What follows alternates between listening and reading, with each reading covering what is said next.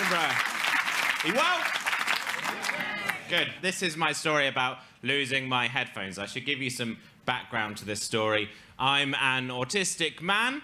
I've been a man for 12 years. Before then, I was a boy. And I've always been autistic. But I only had the diagnosis earlier this year. And when you get that diagnosis, you spend a lot of time, too much time, wondering about stuff that happened in your past, negative experiences. Would that have all been different if I'd had this diagnosis? The one thing I'd say for a fact, it's helped explain things for me. Like, there's always been things which I've really disliked, but everyone else seems to love. The main three things are eye contact, the sound of men's voices, and the Arctic monkeys. The third one, that's not an autistic thing. I just think they're a really overrated band. And people talk about them like they're the next Beatles, don't they? I don't think they're very good. Don't like eye contact. I think it's weird. I think it's weird that you people do that. Think about what eye contact is. We've all got two jelly balls that we hold inside of our skulls. And we walk around sucking in light into our jelly balls at all times.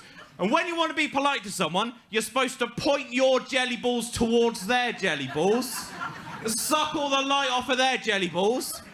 They return the favour, point their jelly balls back at your jelly balls. They suck the light off of your jelly balls whilst you're sucking the light off of their jelly balls in a mutual jelly ball sucking thing. I find that weirdly intimate. When you just met someone to immediately suck on their jelly balls. I used to get in trouble at school. I had a science teacher who used to say to me, "Joe, you have to make eye contact with me, otherwise I don't know you're listening to me." What kind of biology teacher are you? People listen with their eyes.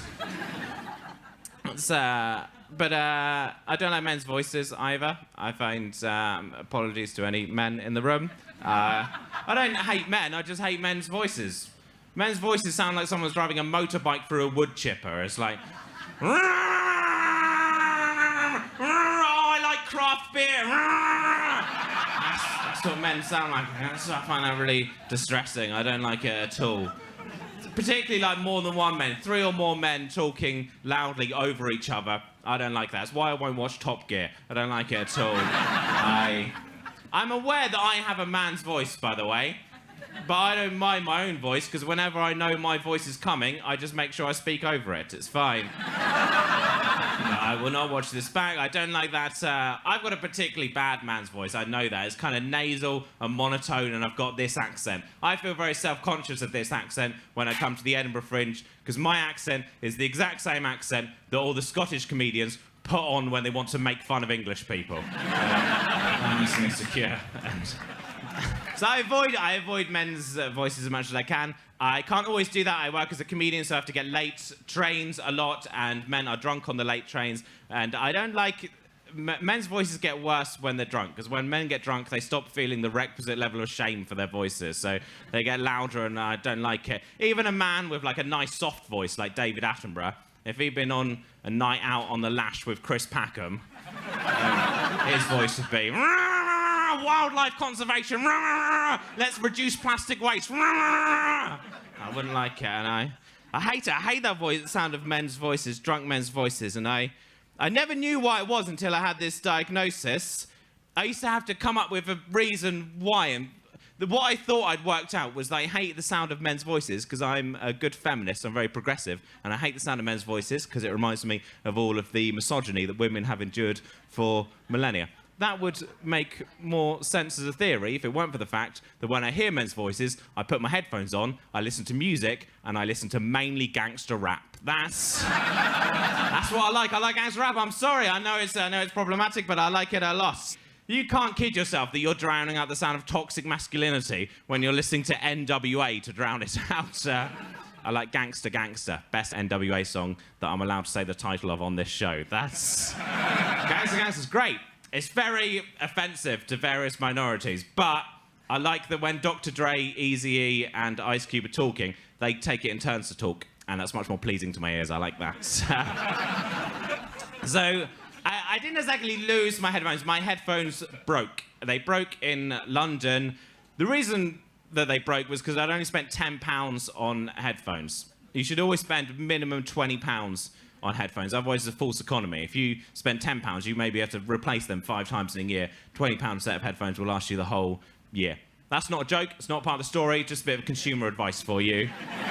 Always spend at least £20 on headphones. That's the moral of this story. If you leave today, someone says, what was the BBC Out show about? You tell them it was about how you should spend minimum £20 on headphones. That's what I'm telling you. But I didn't. I was young, naive, and reckless, so I spent £10 on headphones. They broke on the tube in London. Still going to get a 2-hour train back to Portsmouth, where I live. I was very anxious because I thought there could be men with their loud man voices talking, and that would be horrible. I don't have anything to drown it out. Got on the train, and there is one girl on her own who's drunk, not causing any problems. There's mother and daughter who have been to like a West End show. They're talking about that. There's one man on his own, businessman on a laptop. That's fine. It's going to be fine. There's no groups of men talking. I pull out a book and I read my book. 15 minutes. It's peaceful. It's fine.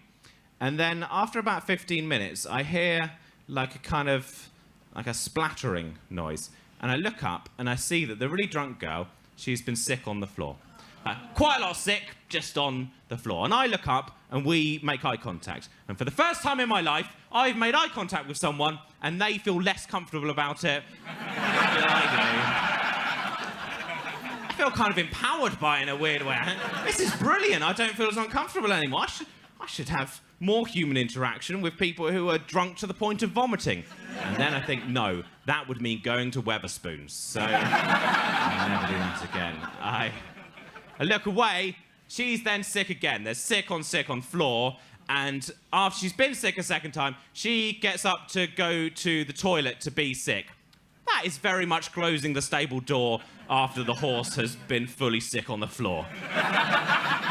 But she does that, she gets up and walks past me. I look up slightly and I can see that she is ashamed of the fact that she's been sick. And I don't think she should have felt ashamed. Everyone's been drunk, and I don't mind that much that she's been sick, to be honest. You know, it's just some human vomit. It's not 3 or more men talking. It's fine.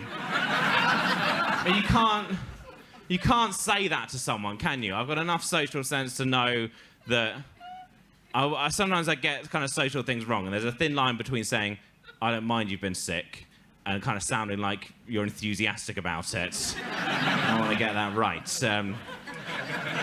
Doesn't matter what I think anyway. She feels ashamed and she covers her mouth with her hand out of shame, right? And then she is sick again. Now, do you remember at school when in the bathrooms at school the bigger boys would put their thumbs over the taps, right? So the increased pressure of the water. You can be disgusted by this. You're just having to hear about it. I had to live this in my real life. Increased pressure. She was sick on me outside of her mouth. I was shocked, and I looked up and went, "You have been sick on me." And she turned around to me, she said, "I'm so," and before she could say "re," she was fully sick on me again. I wish there was a better ending to this story. That's it, that's what happened. She was fully sick on me twice, and then she ran off crying out of shame. I had to go from Woking to Portsmouth covered in another woman sick. But here's the thing.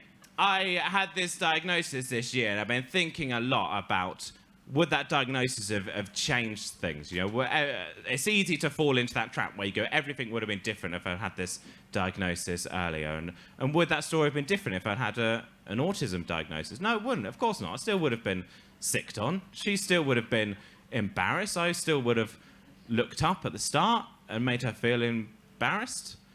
I still would have heard the splatter. The thing would have made a difference is if I'd had headphones on. That would have stopped me from hearing the vomit. I'm not saying it was important to me having an autism diagnosis, but it's not the most important thing in the world. The most important thing in the world is to spend at least £20 on headphones. Thank you. Cheers.